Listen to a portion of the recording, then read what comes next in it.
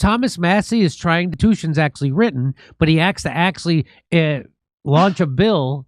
He has to introduce a bill to make them uphold the Constitution. Because the president's not supposed, the only people who have the power to declare a war is the Congress.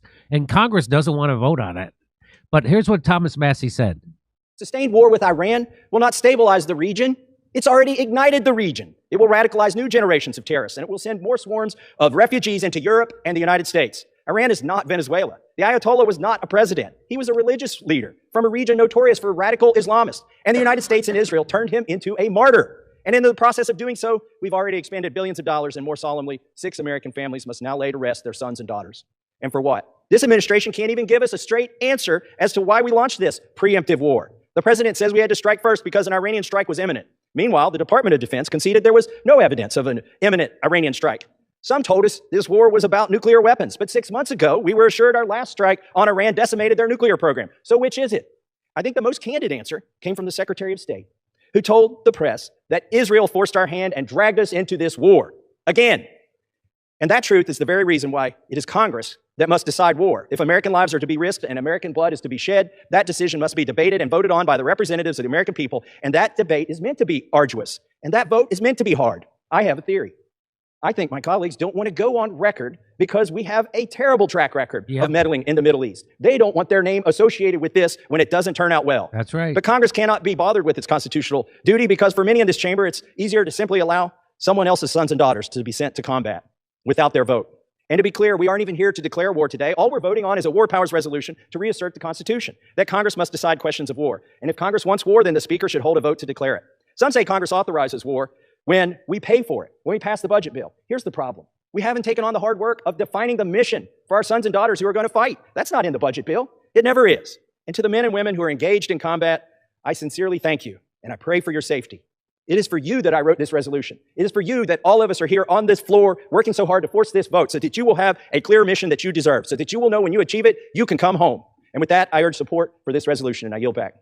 Boy, that's the kind of honesty that keeps a politician from the Oval Office. I'll tell you that. So he introduced a resolution that would say that the Congress has to vote on the war. And turns out the Senate Republicans just voted that down. Also, 4 Democrats. So they needed 4 Democrats, and they always get just enough Democrats. They get it's the rotating villain. You've heard about that. Yes. It used to be Joe Manchin. Yes. Right? And then sometimes it would be Kristen Sinema, and sometimes, but there it is. Senate Republicans vote down legislation. Well, let's listen. Let's see. Senate Republicans voted down blah, blah, blah, blah.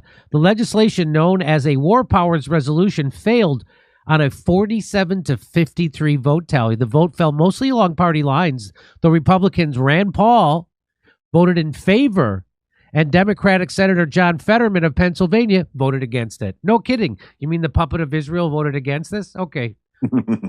The War Powers Resolution gave lawmakers an opportunity to demand congressional approval before any further attacks are carried out.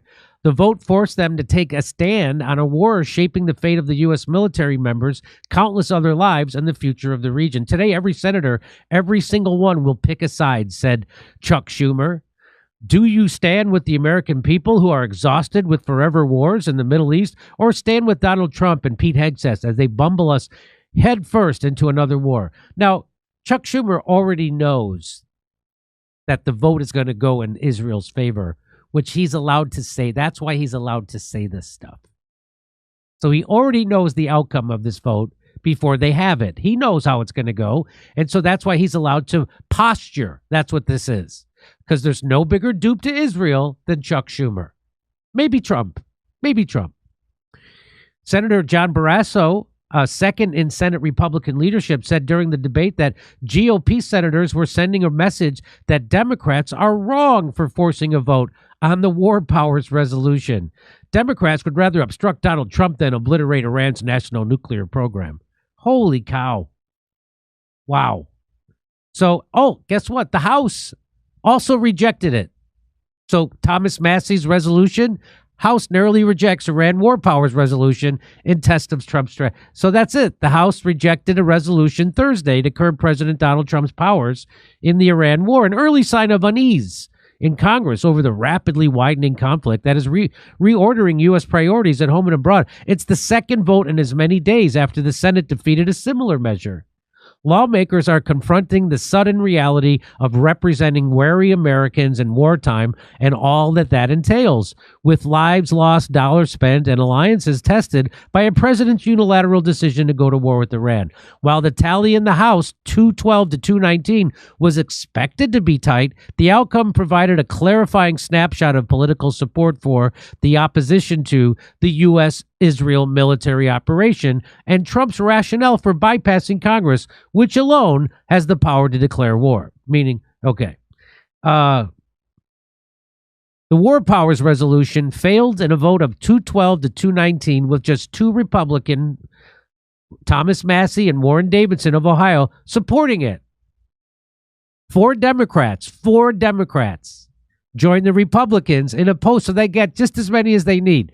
So Henry Cuellar of Texas, Jared Golden of, is that Maine, and Greg Landsman of Ohio, and Juan Vargas of California. They joined the Republicans to stop the resolution to stop Trump from bombing Iran. They always get just enough Democrats. That's called the ratchet effect.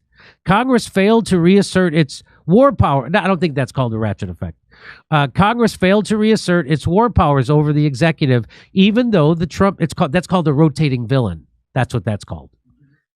It's the audacity of hope. Yeah. Congress failed to reassert its war powers over the executive, even though the Trump administration hasn't made a coherent case for why the war was launched and is escalating the conflict with no clear timeline or goals. So far, more than 1,000 Iranian civilians have been killed by U.S. and Israeli airstrikes, including 167 to 12-year-old girls that were in a school that we bombed. So here is Tom Massie. The Iran War Powers Resolution narrowly failed, but we put everyone on record. We're being told this military action could last months.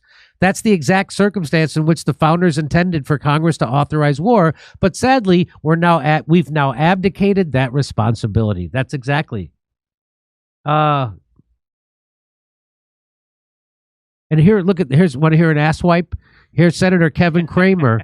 He's angry that they forced this vote. He didn't even want people to vote on whether Congress should step up and do their constitutional duty. Let's listen. Fortunately for America, we once again rejected it, and I think we always will. It's a terrible time to bring up a resolution like this while our troops are, here we are, 4 days in, while our troops are in harm's way fighting for the freedom